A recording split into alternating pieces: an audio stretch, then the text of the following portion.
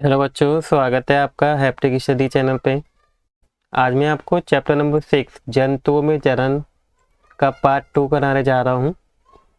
Part 1 में मैंने आपको लैंगिक जनन, अलैंगिक जनन, मादा जनन तंत्र, नर जनन तंत्र, इन सब के बारे में मैंने आपको अच्छे से समझा दिया था। ठीक है, हमने आंतरिक निषेचन और बाहरी निषेचन भी हमने कर लिया था। आज जो हम करेंगे बच्चों, आज का हमारा टॉपिक है भ्रूण का परिवर्धन। जो भ्रूण बनता है निषेचन होने के बाद, तो उसका परिवर्तन किस प्रकार होता है वो हम जानेंगे। तो आइए बच्चों शुरू करते हैं। निषेचन के परिणाम स्वरूप युग्मनज बनता है। ठीक है, जब निषेचन हो जाता है, नर और मादा, नर से शुक्राणु और मादा से अंडाणु जब मिल जाते हैं और मिलने के बाद जो निषेचन होता है, उसके बाद क्या बनता है बच्चों? युग्मनज बनता है, जो धीरे धीरे विकसित होकर किस में बदल जाता है? भ्रूण में बदल जाता है। जैसे चित्र 6.8 में दिखाया भी गया है। देखिए, अगर मैं देखूँ यहाँ पे आपका 6.8 का ए, ये रहा, ये वाला चित्र देखिए, ये भ्रूण में बदल गया। ठीक है, अगर आप देख पा रहे हैं, ये रहा। युग्मनज फिर क्या होता है? लगातार विभाजित होना शुरू हो जाता है और कोशिकाओं के गोले में बदल जाता है। जैसा चित्र इसमें दिखाया गया, देखिए गोले में बदल जाता है। इसके बाद कोशिकाएं सामूहिकृत होने लगती हैं तथा विभिन्न ऊतकों और अंगों में परिवर्तित हो जाती हैं। इस तरह से ही सामूहिकृत होने लगती है और इस विकसित हुई संरचना को ही भ्रूण कहते हैं। भ्रूण गर्भाशय की दीवार में रोपित हो जाता है। इस तरह से यहाँ से जाके दीवार पर जाके चिपक जाता है गर्भाशय की। गर्भाशय में भ्रूण का निरंतर विकास होता रहता है और धीरे धीरे विभिन्न शरीर के अंग, हाथ, पैर, ये सब क्या है, आने शुरू हो जाते हैं। भ्रूण की व्यवस्था जिसमें सभी शारीरिक भागों की पहचान हो सके, उसे गर्भ कहलाता है। जब गर्भ का विकास पूरा हो जाता है तो माँ नवजात शिशु को क्या करती है? जन्म देती है। देखिए, शिशु है, नवजात शिशु जिसका जन्म होता है। मुर्गी में भी आंतरिक निषेचन होता है, परंतु क्या मनुष्य और गाय की तरह मुर्गी भी बच्चे को जन्म देती है? आप जानते हैं कि मुर्गी बच्चों को जन्म नहीं देती। फिर ये चूजे कैसे बनते हैं, कैसे जन्म लेते हैं, इसके बारे में जानते हैं। देखिए, निषेचन के बाद युग्मनज लगातार विभाजित होता रहता है, अन्नवाहिनी में नीचे की ओर बढ़ता रहता है। इसे नीचे बढ़ने के साथ साथ इस पर सुरक्षित परत चढ़ती जाती है। मुर्गी के अंडे पर दिखाई देने वाला कठोर कवच भी ऐसी ही सुरक्षित परत है। कठोर कवच के पूर्ण रूप से बच जाने के बाद मुर्गी अंडे का निर्मोचन करती है और मुर्गी के अंडे को चूजा बनने में लगभग 3 सप्ताह का समय लगता है। आपने मुर्गी को ऊष्मायन के लिए अंडों पर बैठे देखा भी होगा। क्या आप जानते हैं कि अंडे के अंदर चूजे का विकास की इस अवधि में ही होता है? चूजे के पूर्ण रूप से विकसित होने के बाद कवच क्या हो जाता है? प्रस्फुटन के बाद में टूट जाता है और चूजा क्या होता है? एकदम से बाहर आ जाता है। बाह्य निषेचन वाले जंतु में भ्रूण का विकास मादा शरीर के बाहर ही होता है। भ्रूण अंडाणु के अंदर विकसित होता रहता है और भ्रूण का विकास पूर्ण होने पर अंडोजोप्टी होती है। आपने तालाब तथा झरने में मेंढक के अनेक टैडपोल भी देखे होंगे तैरते हुए। जरायुज एवं अंडप्रोजक जंतु।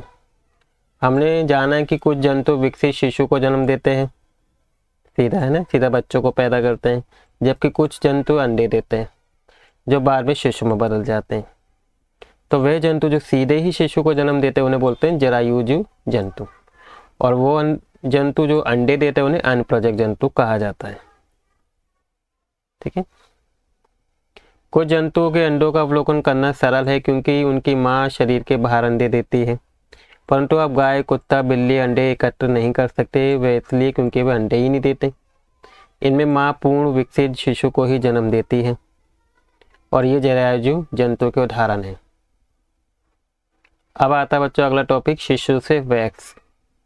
नवजात जन्मे प्राणी अथवा अंडे की प्रस्फुटन से निकले प्राणी तब तक की वृद्धि करते रहते हैं जब तक कि वे वयस्क नहीं हो जाते। कुछ जंतु में नवजात जंतु वयस्क से बिल्कुल अलग दिखाई देते हैं बड़े होने के बाद। जैसे मेंढक के जीवन चक्र को दिखाया गया चित्र 6.10 में। ये रहा, देखिए अंडे हैं, अंडे से आरंभिक टैडपोल बनता है, फिर बाद में का ये टैडपोल इस तरीके से विकसित होता है, फिर बाद में ये मेंढक बन जाता है। तो मेंढक में अंडे में प्रारंभ करके वयस्क बनने की विभिन्न अवस्थाएं दिखाई गई हैं। 3 अवस्थाएं हैं। पहली है अंडा, फिर टैडपोल जिसे लार्वा बोलते हैं, फिर वयस्क। एक टैडपोल वयस्क मेंढक में से बिल्कुल अलग दिखाई नहीं देते। क्या सोच सकते हैं कि किसी दिन ये टैडपोल वयस्क मेंढक बन जाएंगे? किस दिन बनते हैं? तो टैडपोल उभरते होकर वयस्क में बदल जाता है, जो छलांग लगा सकता है और तैर भी सकता है। कुछ विशेष परिवर्तन के साथ टैडपोल का वयस्क में रूपांतरण ही क्या कहलाता है बच्चों? कायांतरण कहते हैं। ठीक है, जब टैडपोल क्या होता है, एक मेंढक में बदल जाता है तो उसे कायांतरण कहा जाता है। जैसे जैसे हम बड़े होते हैं हमारे शरीर में भी किस प्रकार के परिवर्तन होते ही रहते हैं। मनुष्य में जन्म के समय से ही नवजात शिशु में वह समान शारीरिक अंग भी मौजूद होते हैं। ठीक है, तो ये बच्चों आपका लैंगिक जनन के बारे में था। अब हम पढ़ेंगे अलैंगिक जनन क्या होता है। अब तक हमने जन्म प्रक्रम के अध्ययन इन जंतुओं में पढ़ा जिनमें हम परिचित है, परंतु अत्यंत छोटे जंतु जैसे कि हाइड्रा, सूक्ष्मदर्शी जंतु जैसे कि अमीबा, ये जनन किस प्रकार से करते हैं? तो ये किस विधि से करते हैं बच्चों? अलैंगिक जनन की विधि से ये करते हैं। देखिए आप यहाँ पे चित्र में देख पा रहे हैं, क्रियाकलाप दिए। हाइड्रा की स्थायी स्लाइड लीजिए, ये हाइड्रा है। आवर्धन लेंस तथा सूक्ष्मदर्शी की सहायता से इस स्लाइड का अध्ययन कीजिए। जनक के शरीर से क्या कुछ उभरी हुई संरचना दिखाई देती है? देखिए ये रही। इन उभरी हुई संरचना की संख्या ज्ञात कीजिए और इन साइज भी ज्ञात कीजिए। हाइड्रा का चित्र वैसा ही बनाइए जैसा कि यहाँ पे दिखाया गया है। तो प्रत्येक हाइड्रा में एक या अधिक उभारनुमा संरचना दिखाई देती है और विकसित होकर नए जीव में बदल जाता है, जिसे हम मुकुल कहते हैं। याद कीजिए कि ईस्ट में भी मुकुल दिखाई देते हैं और हाइड्रा में भी एक सरल जनक से निकलने वाले उलझड़ से नए जीव का विकास होता है। इस प्रकार के जनन को, जिसमें केवल एक ही जनक नए जीव को उत्पन्न देता है, उसी को बोलते हैं बच्चों अलैंगिक जनन कहते हैं। इसमें सिर्फ एक ही जीव है जो नए जीव को उत्पन्न कर रहा है। लैंगिक में क्या होता है बच्चों? 2 जीव होते हैं, नर और मादा, जो नए जीव को उत्पन्न करते हैं। हाइड्रा में मुकुल से नया जीव विकसित होता है, इसलिए इस प्रकार के जनन को मुकुलन भी कहते हैं। अब अलैंगिक जनन की एक और विधि है जैसे अमीबा। देखिए अमीबा का चित्र है। अमीबा क्या करता है? केंद्र विभाजित होता है और विभाजित होकर 2 संतान में बदल जाता है। अमीबा की संरचना के विषय में हमें पता ही है, पढ़ा भी है हमने।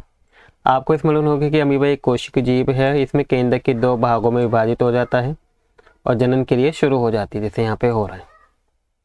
इसके बाद कोशिका में भी 2 भागों में बढ़ जाती है, जिसके प्रत्येक भाग में केंद्रक होता है। परिणाम स्वरूप एक जनक से 2 अमीबा बन जाते हैं। इस प्रकार के अलैंगिक जनन को, जिसमें जीव विकसित होकर 2 संतति उत्पन्न होती है, उसे हम बच्चों क्या कहते हैं? द्विखंडन कहते हैं। मुकुलन एवं द्विखंडन के आंतरिक कुछ अन्य विधियां भी हैं जिनके द्वारा एकल जीव संतति जीवों का विकास होता है। ठीक है,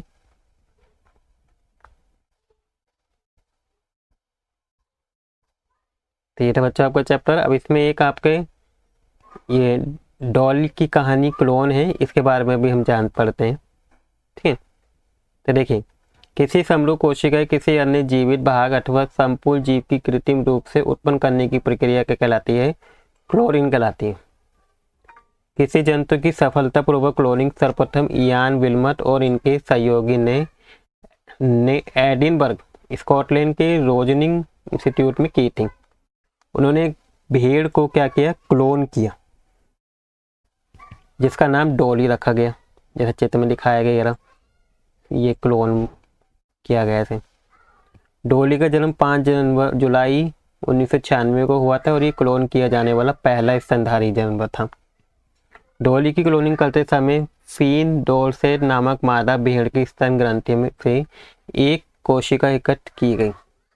ठीक है, उसी समय स्कॉटिंग वेलफेयर एप से एक अंडकोशिका भी इकट्ठा की गई। अब अंडकोशिका से केंद्र को हटा दिया गया। उसके बाद फिन डोरसेट भेड़ को स्तन ग्रंथि से ली गई कोशिका के केंद्र को स्कॉटिश ब्लैकफेस ईव की केंद्रक विहीन अंडकोशिका में स्थापित किया गया।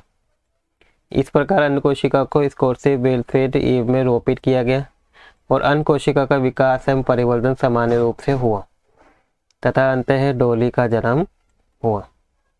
यद्यपि स्कॉटिश ब्लैकफेस ईवी ने डॉली का जन्म दिया था, परंतु डॉली फिन डोरसेट भेड़ के समरूप थी, बिल्कुल सेम, जिससे केंद्रक लिया गया था। क्योंकि स्कोर्सिक ब्लैकफिश ईव की केंद्र को अंड कोशिका से हटा दिया गया था, अतः डोली में स्कोर्सिक ब्लैकफिश ईव का कोई भी लक्षण नहीं देखने को मिलता। डोली एक फिन डोर्सल भेड़ की श्वास क्लोन थी जिसने प्राकृतिक लैंगिक जनन के द्वारा अनेक संततियों को जन्म भी दिया, और दुर्भाग्य से फेफड़ों के रोग के कारण 14 फरवरी 2003 को क्या हो गई, डोली की मृत्यु हो गई। डोली के वरिष्ठ स्तनधारियों के क्लोन बनाने के अनेक प्रयास किए गए, परंतु बहुत तो जन्म से पहले ही मर गए तथा कुछ का जन्म के बाद ही क्या हो गई, मृत्यु हो गई। क्लोन वाले जंतुओं में अक्सर जन्म के समय अनेक विकृतियां भी देखी जाती हैं। तो बच्चों इस चैप्टर में हमने क्या क्या पढ़ा, जंतु जो है दो तरीके से जनन करते हैं, दो विधि से, एक लैंगिक जनन, दूसरा अलैंगिक जनन। अब लैंगिक जनन क्या होता है, जिसमें नर और मादा युग्मक मिलके क्या करते हैं, जनन करते हैं, उसे लैंगिक जनन कहते हैं। इसके बाद अंडाशय, अंडाशय क्या है, अंडवाहिनी एवं गर्भाशय के मादा के जनन अंग है। नर के जनन अंग वृषण, शुक्राणु नली और शेषन। अंडाशय मादा युग्मक उत्पन्न करते हैं जिसे अंडाणु कहते हैं, वृषण नर युग्मक उत्पन्न करते हैं जिसे शुक्राणु कहते हैं। अंडाणु एवं शुक्राणु का संलयन निषेचन कहलाता है और निषेचित अंडन क्या कहलाता है, अंडा युग्मनज कहलाता है। मादा के शरीर के अंदर होने वाले निषेचन को आंतरिक निषेचन कहते हैं, और ये मनुष्य और अन्य जंतु जैसे कि मुर्गी, गाय, कुत्ते इत्यादि के द्वारा होता है। और वह निषेचन जो मादा के शरीर से बाहर होता है उसे बाह्य निषेचन कहते हैं। ये मेंढक, मछली, स्टारफिश इत्यादि में देखा जाता है। युग्मनज में अनेक विभाजन होते हैं जो भ्रूण बनता है, और भ्रूण फिर क्या होता है, गर्भाशय की दीवार में जाके स्थापित हो जाता है, और वहाँ पे फिर वो क्या होता है, वृद्धि करने लगता है। भ्रूण की व्यवस्था जिसमें उसके सभी कोष शारीरिक भाग विकसित होकर पहचान योग्य हो जाते हैं उसे गर्भ कहते हैं। मनुष्य, गाय, कुत्ते जैसे जंतु शिशु को जन्म देते हैं, उन्हें जरायु कहते हैं, और जो अंडे देते हैं जो जानवर, उन्हें अनप्रजक जंतु कहते हैं। लार्वा कुछ उग्र परिवर्तन के द्वारा वयस्क जंतु में बदल जाता है जिसे हम कायंत्रण कहते हैं, और जनन का वह प्रकार जिसमें एक ही जीव भाग लेता है उसे अलैंगिक जनन कहा जाता है। और हाइड्रा में मुकुल के द्वारा नए जीव का विकास होता है, और इस प्रकार के अलैंगिक जनन को हम क्या कहते हैं, मुकुलन कहते हैं। अमीबा भी स्वयं दो भागों में विभाजित होकर संतति उत्पन्न करता है, और इस प्रकार के अलैंगिक जनन को द्विखंडन हम कहते हैं। तो ये था बच्चों आपका चैप्टर जो आज कंप्लीट हो गया है। आई होप आपको पूरा चैप्टर अच्छे से समझ में आ गया होगा और वीडियो भी अच्छी लगी होगी। वीडियो अच्छी लगी हो तो बच्चों वीडियो को लाइक कर दीजिएगा, और चैनल पे नए हो तो चैनल को सब्सक्राइब कर दीजिएगा। इससे पहले का जो पार्ट 1 है वो मैंने आपको करा दिया, अगर आपने वो नहीं देखा होगा तो आप उसे देख लीजिएगा। Thank you for watching video.